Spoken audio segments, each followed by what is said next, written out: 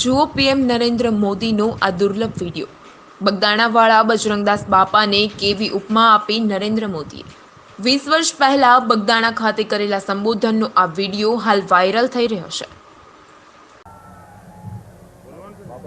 2 minute હવે થોડા જે શબ્દો 2-5 મિનિટ આપને જે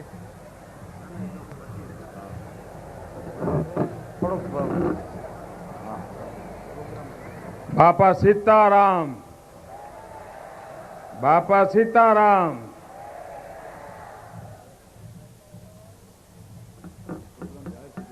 આજે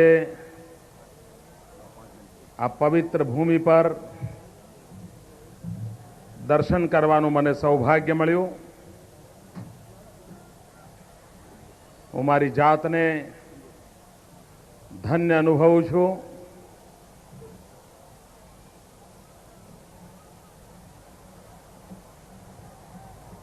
પૂજ્ય બજરંગદાસજી બાપુ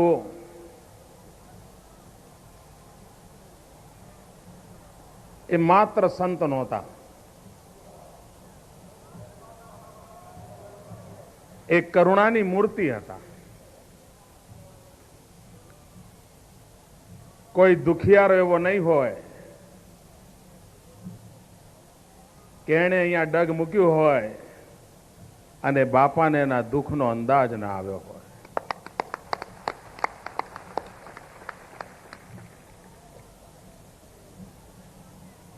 બાપાએ કોઈની પાસે કઈ માંગ્યું નથી, પણ બાપા પાસે પણ કોઈને ક્યારેય માંગવું નથી પડ્યું। બાપાએ વગર માંગે દીધું છે, અને એનું કારણ બાપા પ્રત્યેક વ્યક્તિમાં પરમાત્માનો વાસ જોતા હતા, આવેલા ભક્તમાં ભગવાન જોતા હતા, અને એના જ કારણે ભક્તની આંખમાંથી એમને ખબર પડતી હતી કે ભક્તને તકલીફ શું છે।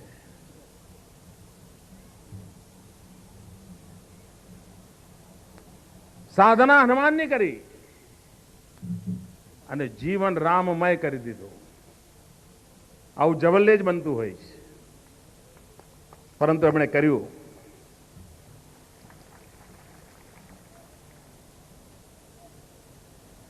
પૂજ્ય બાપા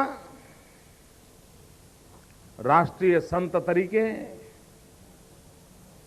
અનેકો વર્ષ સુધી યુવા પેઢીને પ્રેરણા આપતા રહેશે। ત્યાગ કોને કહેવાય? ત્યાગ પર ભાષણ કરવા બહુ સહેલા છે। આત્મા મરતો નથી, આત્મા બળતો નથી, આત્માને કંઈ થતું નથી, આવું બધું ભાષણ સાંભળીએ, પણ બાજુમાં છે જ ખુરશીનો પાયો તોડે ને તો બધા ભાગે। આ મનુષ્યનો સ્વભાવ છે। ત્યાગ પરના ભાષણ બહુ થાય, પણ બાપાએ ત્યાગ કોને કહેવાય એ જ્યારે આ દેશને આવશ્યકતા પડી ત્યારે કરી બતાવ્યું હતું।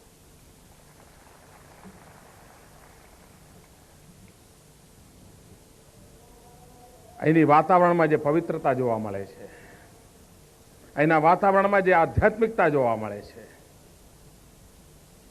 પૂજ્ય બાપાની વિદાયના આટલા વર્ષો પછી પણ એમણે કરેલી સાધનાના વાયુમંડળ આજે પણ અહીં આવનારા પ્રત્યેક ભક્તને અનુભવાય છે। આ એક અનેરી તાકાત હોય છે। નહીં તો ઘણીવાર માણસ હયાત હોય ત્યાં સુધી બધું હોય, ગયા પછી કંઈ ના હોય। સંતમાં રાજકારણમાં ફરક શું ભાઈ? અમારામાં સંતમાં ફરક શું? અમે મરીએ તો 12 મહિનામાં કોઈ થોડા ચેલા ચપાટાઓ કંઈ કરે ને ક્યાંક પૂતળું મૂકે તો મુકાય, તો નહીં તો પછી ગયા કામ છે। સંતની વિશેષતા એવી છે કે 25-25, 27 વર્ષ પછી પણ ભક્ત એને ભૂલતો નથી, અને ભક્ત એમાંથી સતત પ્રેરણા લેવાની પ્રયાસ કરતો હોય છે। આ એના જીવનની ઊંચાઈ હોય છે।